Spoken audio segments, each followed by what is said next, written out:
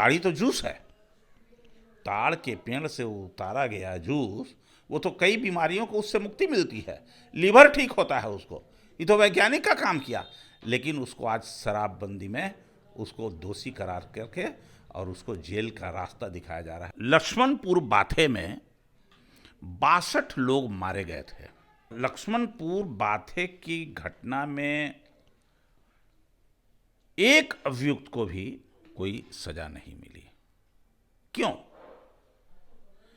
चूंकि वो ऐसे मजबूत लोग थे कि उन पे न तो पुलिस की कलम चली और न जुडिशरी की कलम चली।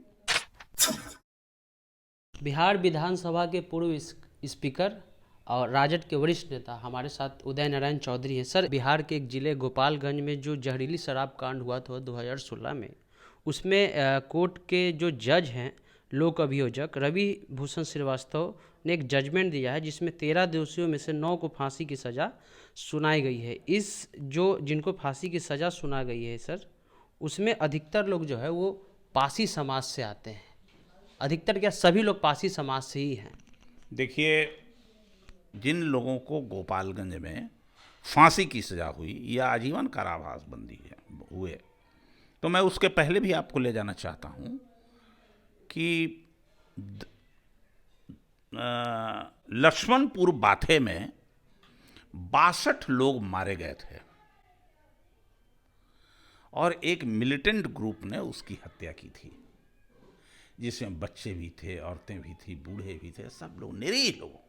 मैं संजोग से उस समय था, वहाँ पहुँच गया था।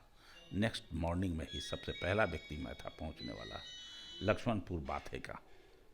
लेकिन लक्ष्मणपुर बाथे की घटना में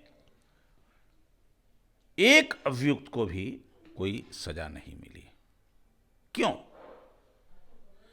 चूंकि वो ऐसे मजबूत लोग थे कि उन पे न तो पुलिस की कलम चली और न जुडिशरी की कलम चली। मजबूत वर्ग के लोग थे।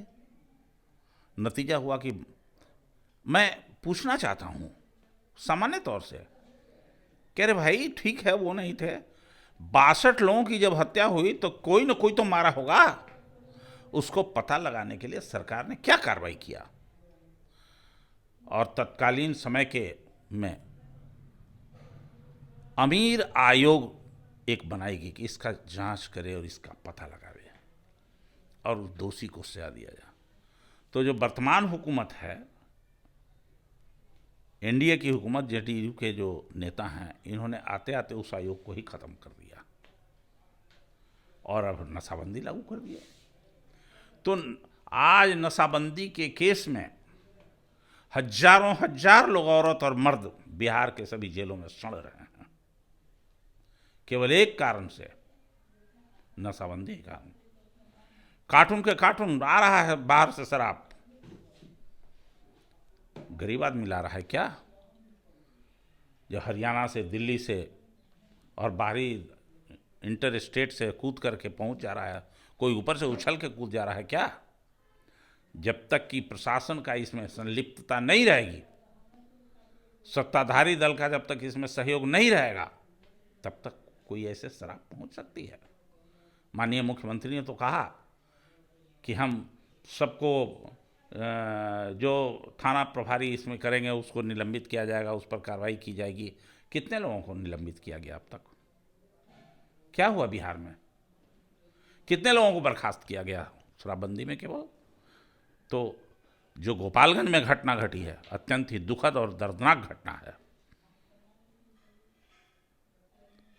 आखिर वो यूरिया आया कहाँ से जिससे बना? वो यूरिया के फैक्ट्री के मालिक पर कोई कार्रवाई हुई क्या? नहीं हुई। कार्रवाई गरीब लोग होते हैं, ये पासी समुदाय के, दलित समुदाय के लोग जो हैं, उनके ऊपर प्रशासन का कलम चलता है, और कलम तोड़ लोगों ने लिखा कि कोई बचे नहीं इसमें। इंडियन एक्सप्रेस का एक रिपोर्ट है सर, उसमें कहा गया है कि जो जेल में बंद जो भी लोग हैं शराब कांड के बाद, उसमें सबसे ज़्यादा दलित है और सबसे ज़्यादा ओबीसी है। टोटल लोग दलित पिछड़े लोग हैं, सबसे ज़्यादा टोटल वही हैं, ज़्यादा कम का सवाल नहीं, टोटल वही हैं। तो मैं एक उदाहरण आपको दिया कि गोपालगंज के केस में 9 लोगों को फांसी होती है और 4 महिलाओं को आजीवन कारावास होता है, दलित लोगों को। अब उनके परिवार का क्या हाल होगा, उनके बच्चों का क्या हाल होगा? क्या सरकार ने उसको रोजी रोजगार का व्यवस्था कराया क्या?